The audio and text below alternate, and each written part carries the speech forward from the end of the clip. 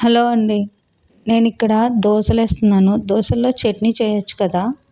కానీ వెల్లుల్లిపాయ కారంతో సరిపెట్టుకుంటున్నాను. ఇదెందుకు చెప్తున్నానంటే, నేను విజయవాడలో వరదలు పడి బాగా నష్టం వచ్చింది మాకు.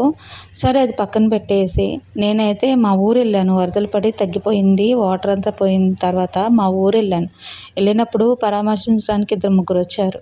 అంతా బానే ఉంది. మాట్లాడారు. ఎళ్ళేటప్పుడు అన్నారు, "ఆ! మీకేమైందిలే" అని అన్నారు. అదేంటి అంటే, "మీకు డబ్బులున్నాయి కదా! ఏం కాదులే" అని అన్నారు. ఆ మాట అనొచ్చా అండి? ఈ స్థాయికి మేము రావడానికి ఎన్ని కష్టాలు పడుంటాం. ఈ స్థాయిలో బ్రతకటానికి ఎన్ని బాధలు, ఎన్ని అవమానాలు, ఎంత ఒక రూపాయి తగ్గించుకొనే బతికాం మేము. ఎందుకంటే, ఈరోజు కూరగాయలు ఏయి తక్కువ రేటు ఉంటే అవే వండుకొని తిని బ్రతికాం. మా పిల్లలకి ఈ ప్లాట్‌ఫార్మ్ ఇవ్వడం కోసం. కరెక్ట్ అంటారా వాళ్ళు మాట్లాడటం?